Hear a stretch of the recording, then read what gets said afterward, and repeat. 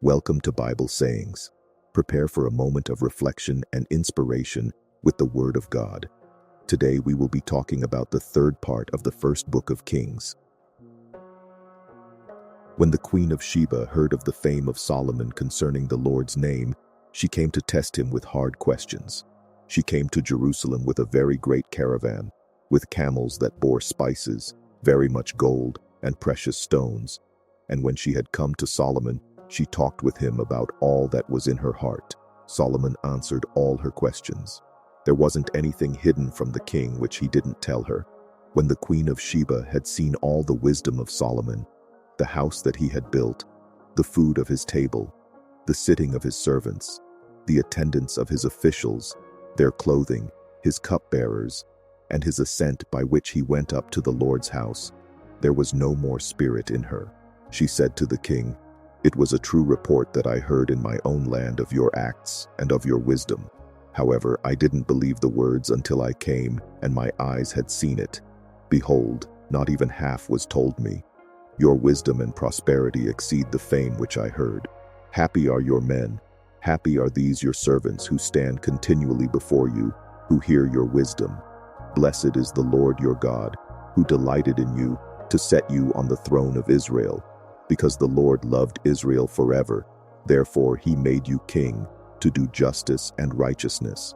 She gave the king 120 talents of gold and a very great quantity of spices and precious stones.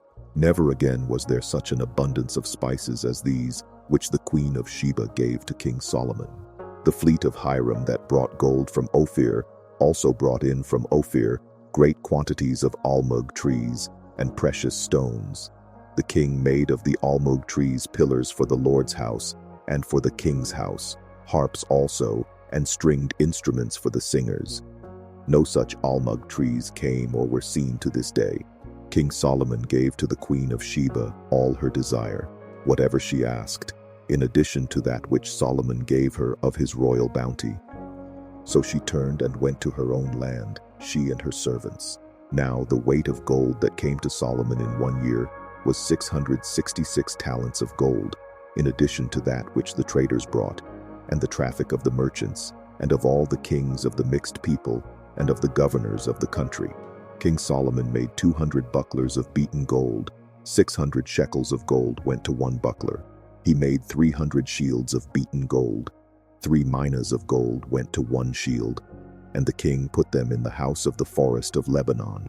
Moreover, the king made a great throne of ivory and overlaid it with the finest gold. There were 6 steps to the throne, and the top of the throne was round behind, and there were armrests on either side by the place of the seat, and 2 lions standing beside the armrests. 12 lions stood there on the one side and on the other on the 6 steps. Nothing like it was made in any kingdom. All King Solomon's drinking vessels were of gold, and all the vessels of the house of the forest of Lebanon were of pure gold. None were of silver, because it was considered of little value in the days of Solomon. For the king had a fleet of ships of Tarshish at sea with Hiram's fleet. Once every 3 years the fleet of Tarshish came bringing gold, silver, ivory, apes, and peacocks. So King Solomon exceeded all the kings of the earth in riches and in wisdom. All the earth sought the presence of Solomon to hear his wisdom, which God had put in his heart. Year after year, every man brought his tribute, vessels of silver, vessels of gold, clothing, armor, spices, horses, and mules. Solomon gathered together chariots and horsemen. He had 1,400 chariots and 12,000 horsemen. He kept them in the chariot cities and with the king at Jerusalem. The king made silver as common as stones in Jerusalem, and cedars as common as the sycamore trees that are in the lowland. The horses which Solomon had were brought out of Egypt. The king's merchants received them in droves, each drove at a price. A chariot was imported from Egypt for 600 shekels of silver, and a horse for 150 shekels. And so they exported them to all the kings of the Hittites and to the kings of Syria. Now King Solomon loved many foreign women, together with the daughter of Pharaoh, women of the Moabites, Ammonites, Edomites, Sidonians, and Hittites, of the nations concerning which the Lord said to the children of Israel, "You shall not go among them, neither shall they come among you, for surely they will turn away your heart after their gods." Solomon joined to these in love. He had 700 wives, princesses, and 300 concubines. His wives turned his heart away. When Solomon was old, his wives turned away his heart after other gods, and his heart was not perfect with the Lord his God, as the heart of David his father was. For Solomon went after Ashtoreth, the goddess of the Sidonians, and after Milcom, the abomination of the Ammonites. Solomon did that which was evil in the Lord's sight, and didn't go fully after the Lord, as David his father did. Then Solomon built a high place for Chemosh, the abomination of Moab, on the mountain that is before Jerusalem, and for Molech, the abomination of the children of Ammon. So he did for all his foreign wives, who burned incense and sacrificed to their gods. The Lord was angry with Solomon, because his heart was turned away from the Lord, the God of Israel, who had appeared to him twice, and had commanded him concerning this thing, that he should not go after other gods. But he didn't keep that which the Lord commanded. Therefore the Lord said to Solomon, "Because this is done by you, and you have not kept my covenant and my statutes, which I have commanded you, I will surely tear the kingdom from you, and will give it to your servant.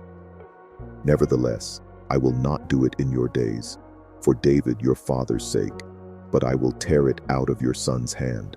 However, I will not tear away all the kingdom, but I will give one tribe to your son, for David my servant's sake, and for Jerusalem's sake, which I have chosen." The Lord raised up an adversary to Solomon, Hadad the Edomite. He was one of the king's offspring in Edom. For when David was in Edom, and Joab the captain of the army had gone up to bury the slain, and had struck every male in Edom, for Joab and all Israel remained there 6 months, until he had cut off every male in Edom, Hadad fled, he and certain Edomites of his father's servants with him, to go into Egypt, when Hadad was still a little child.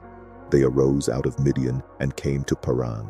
And they took men with them out of Paran, and they came to Egypt, to Pharaoh king of Egypt, who gave him a house, and appointed him food, and gave him land. Hadad found great favor in the sight of Pharaoh, so that he gave him as wife the sister of his own wife, the sister of Tahpenes the queen. The sister of Tahpenes bore him Genubath his son, whom Tahpenes weaned in Pharaoh's house, and Genubath was in Pharaoh's house among the sons of Pharaoh.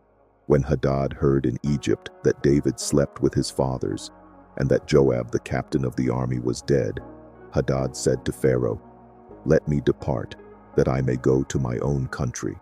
Then Pharaoh said to him, "But what have you lacked with me, that behold, you seek to go to your own country?" He answered, "Nothing. However, only let me depart." God raised up an adversary to him, Rezon the son of Eliada, who had fled from his lord, Hadadezer king of Zobah. He gathered men to himself, and became captain over a troop. When David killed them of Zobah, they went to Damascus and lived there, and reigned in Damascus. He was an adversary to Israel all the days of Solomon, in addition to the mischief of Hadad. He abhorred Israel and reigned over Syria. Jeroboam the son of Nebat, an Ephraimite of Zeradah, a servant of Solomon, whose mother's name was Zeruah, a widow, also lifted up his hand against the king. This was the reason why he lifted up his hand against the king. Solomon built Millo, and repaired the breach of his father David's city. The man Jeroboam was a mighty man of valor. And Solomon saw the young man that he was industrious, and he put him in charge of all the labor of the house of Joseph. At that time, when Jeroboam went out of Jerusalem, the prophet Ahijah the Shilonite found him on the way. Now Ahijah had clad himself with a new garment, and the two of them were alone in the field. Ahijah took the new garment that was on him, and tore it in 12 pieces. He said to Jeroboam, "Take 10 pieces, for the Lord, the God of Israel, says, Behold, I will tear the kingdom out of the hand of Solomon, and will give 10 tribes to you. But he shall have 1 tribe, for my servant David's sake and for Jerusalem's sake, the city which I have chosen out of all the tribes of Israel, because they have forsaken me, and have worshipped Ashtoreth, the goddess of the Sidonians. Chemosh the god of Moab, and Milcom the god of the children of Ammon. They have not walked in my ways, to do that which is right in my eyes, and to keep my statutes and my ordinances, as David his father did. However, I will not take the whole kingdom out of his hand, but I will make him prince all the days of his life, for David my servant's sake, whom I chose, who kept my commandments and my statutes. But I will take the kingdom out of his son's hand, and will give it to you, even 10 tribes. I will give 1 tribe to his son, that David my servant may have a lamp always before me in Jerusalem, the city which I have chosen for myself to put my name there. I will take you, and you shall reign according to all that your soul desires, and shall be king over Israel. It shall be, if you will listen to all that I command you, and will walk in my ways, and do that which is right in my eyes, to keep my statutes and my commandments, as David my servant did, that I will be with you, and will build you a sure house, as I built for David, and will give Israel to you. I will afflict the offspring of David for this, but not forever. Therefore Solomon sought to kill Jeroboam, but Jeroboam arose and fled into Egypt, to Shishak king of Egypt, and was in Egypt until the death of Solomon. Now the rest of the acts of Solomon, and all that he did, and his wisdom, aren't they written in the book of the acts of Solomon? The time that Solomon reigned in Jerusalem over all Israel was 40 years. Solomon slept with his fathers, and was buried in his father David's city, and Rehoboam his son reigned in his place. Rehoboam went to Shechem, for all Israel had come to Shechem to make him king. When Jeroboam the son of Nebat heard of it, for he was yet in Egypt, where he had fled from the presence of King Solomon, and Jeroboam lived in Egypt, and they sent and called him. Jeroboam and all the assembly of Israel came, and spoke to Rehoboam, saying, Your father made our yoke difficult. Now therefore make the hard service of your father, and his heavy yoke which he put on us, lighter, and we will serve you. He said to them, Depart for 3 days, then come back to me. So the people departed. King Rehoboam took counsel with the old men who had stood before Solomon his father while he yet lived, saying, What counsel do you give me to answer these people? They replied, If you will be a servant to this people today, and will serve them, and answer them with good words, then they will be your servants forever. But he abandoned the counsel of the old men which they had given him, and took counsel with the young men who had grown up with him, who stood before him. He said to them, What counsel do you give, that we may answer these people who have spoken to me, saying, Make the yoke that your father put on us lighter? The young men who had grown up with him said to him, Tell these people who spoke to you, saying, Your father made our yoke heavy, but make it lighter to us. Tell them, My little finger is thicker than my father's waist. Now my father burdened you with a heavy yoke, but I will add to your yoke. My father chastised you with whips, but I will chastise you with scorpions. So Jeroboam and all the people came to Rehoboam the 3rd day, as the king asked, saying, Come to me again the 3rd day. The king answered the people roughly, and abandoned the counsel of the old men which they had given him, and spoke to them according to the counsel of the young men, saying, My father made your yoke heavy, but I will add to your yoke. My father chastised you with whips, but I will chastise you with scorpions. So the king didn't listen to the people, for it was a thing brought about from the Lord, that he might establish his word, which the Lord spoke by Ahijah the Shilonite to Jeroboam the son of Nebat. When all Israel saw that the king didn't listen to them, the people answered the king, saying, What portion have we in David? We don't have an inheritance in the son of Jesse. To your tents, Israel. Now see to your own house, David. So Israel departed to their tents. But as for the children of Israel who lived in the cities of Judah, Rehoboam reigned over them. Then King Rehoboam sent Adoram, who was over the men subject to forced labor, and all Israel stoned him to death with stones. King Rehoboam hurried to get himself up to his chariot, to flee to Jerusalem. So Israel rebelled against David's house to this day. When all Israel heard that Jeroboam had returned, they sent and called him to the congregation, and made him king over all Israel. There was no one who followed David's house, except for the tribe of Judah only. When Rehoboam had come to Jerusalem, he assembled all the house of Judah and the tribe of Benjamin, 180,000 chosen men who were warriors, to fight against the house of Israel, to bring the kingdom again to Rehoboam the son of Solomon. But the word of God came to Shemaiah the man of God, saying, "Speak to Rehoboam the son of Solomon, king of Judah, and to all the house of Judah and Benjamin, and to the rest of the people, saying, The Lord says, You shall not go up or fight against your brothers, the children of Israel. Everyone return to his house, for this thing is from me." So they listened to the Lord's word, and returned, and went their way, according to the Lord's word. Then Jeroboam built Shechem in the hill country of Ephraim, and lived in it. And he went out from there and built Penuel. Jeroboam said in his heart, "Now the kingdom will return to David's house. If this people goes up to offer sacrifices in the Lord's house at Jerusalem, then the heart of this people will turn again to their Lord, even to Rehoboam king of Judah, and they will kill me, and return to Rehoboam king of Judah."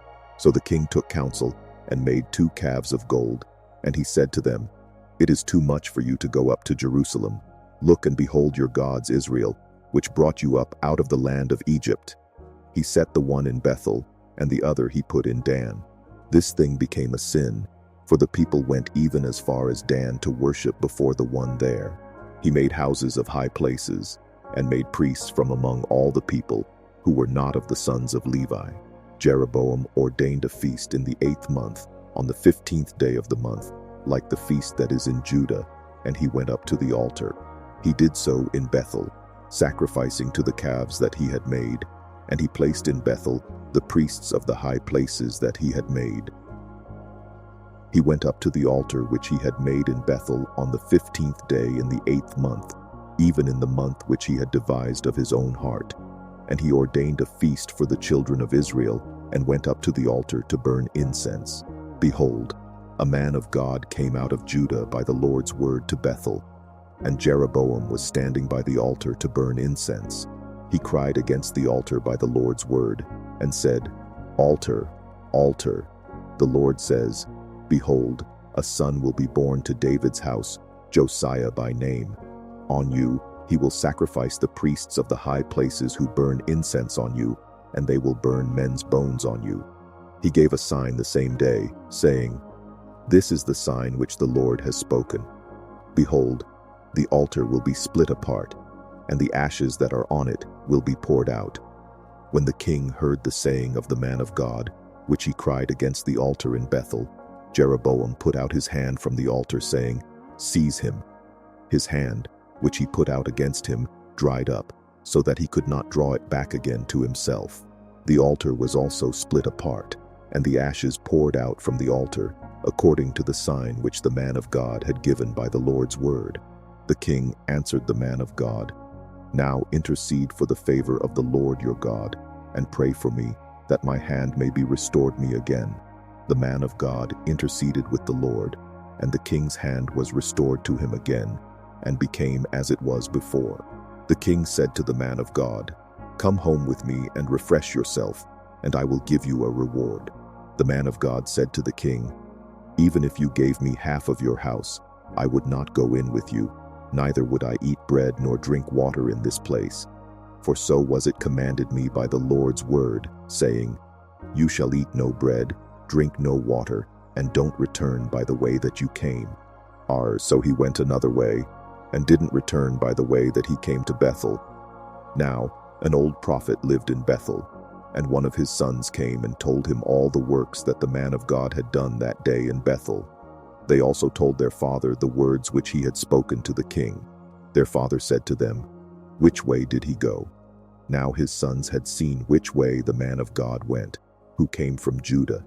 He said to his sons, "Saddle the donkey for me." So they saddled the donkey for him, and he rode on it. He went after the man of God, and found him sitting under an oak. He said to him, "Are you the man of God who came from Judah?" He said, "I am." Then he said to him, "Come home with me and eat bread." He said, "I may not return with you, nor go in with you. I will not eat bread or drink water with you in this place. For it was said to me by the Lord's word, you shall eat no bread or drink water there, and don't turn again to go by the way that you came. He said to him, I also am a prophet as you are. And an angel spoke to me by the Lord's word, saying, bring him back with you into your house, that he may eat bread and drink water. He lied to him, so he went back with him, ate bread in his house, and drank water.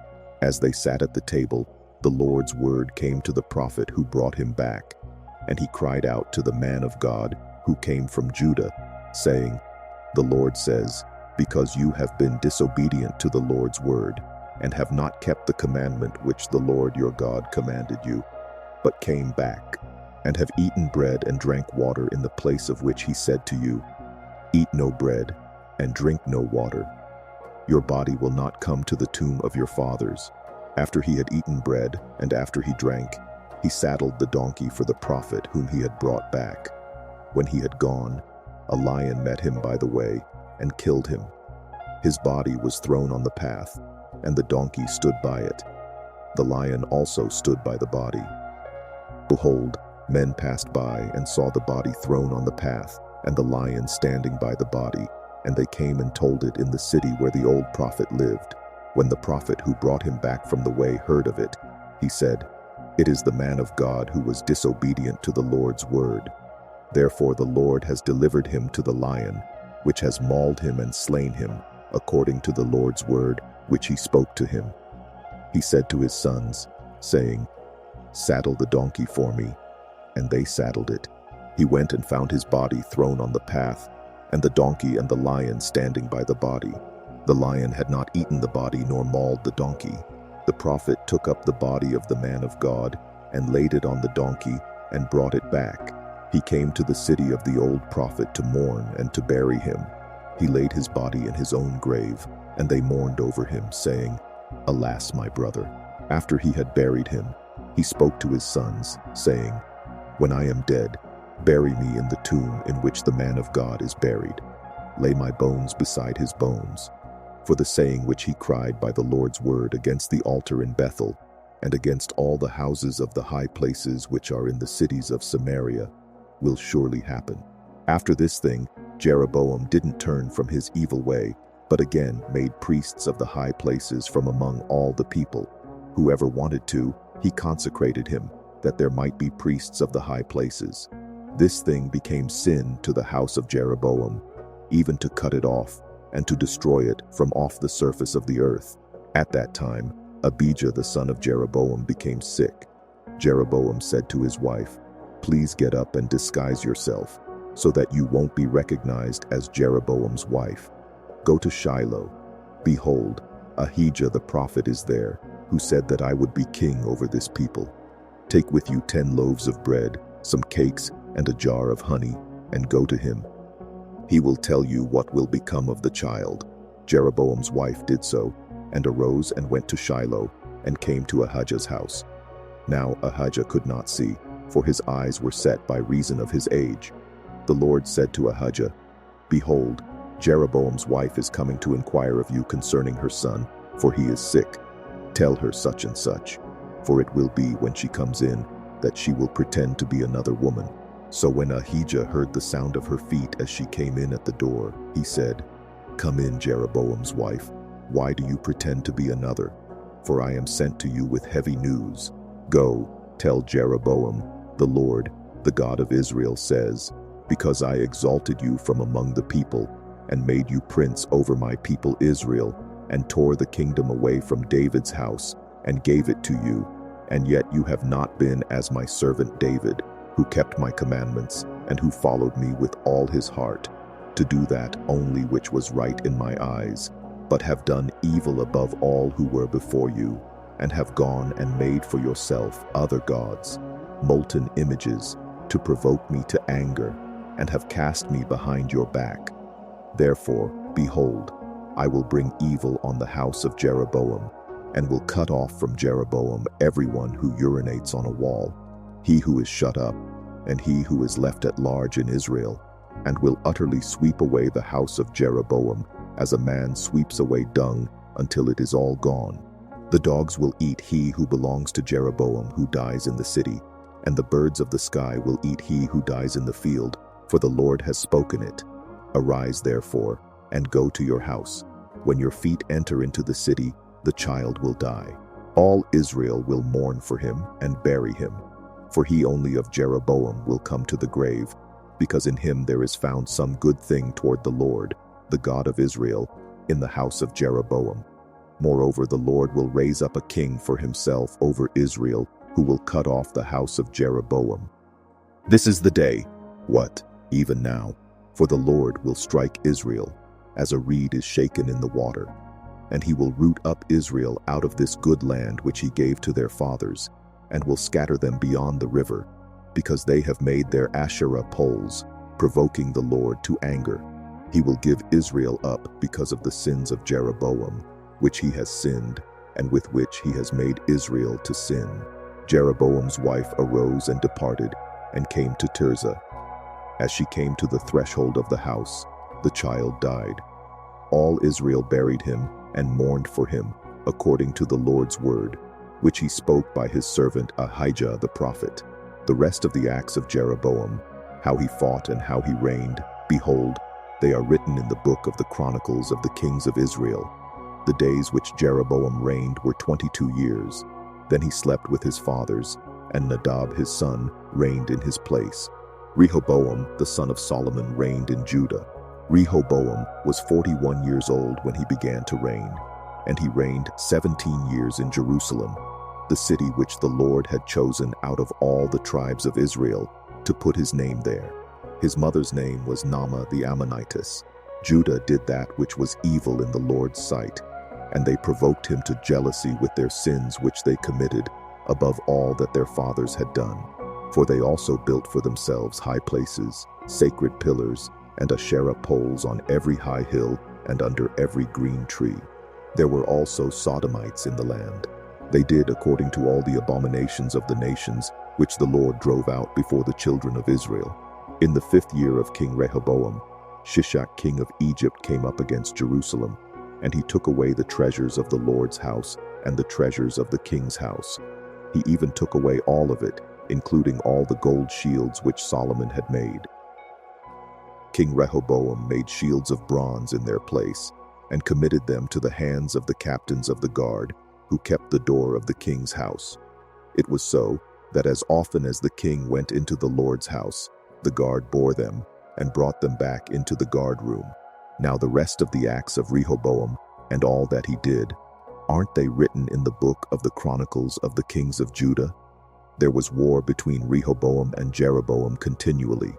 Rehoboam slept with his fathers and was buried with his fathers in David's city. His mother's name was Naamah the Ammonitess.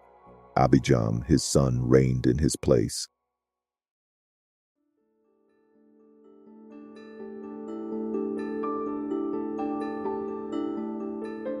We have reached the end of another Bible sayings for today. May the message inspire and strengthen your faith. We hope this portion of the word has touched your heart. To continue receiving these daily moments of reflection, subscribe to the channel, leave your comment about what impacted you the most, and don't forget to share so more lives can be reached by the word. We are counting on you. Thank you very much, and may God bless you.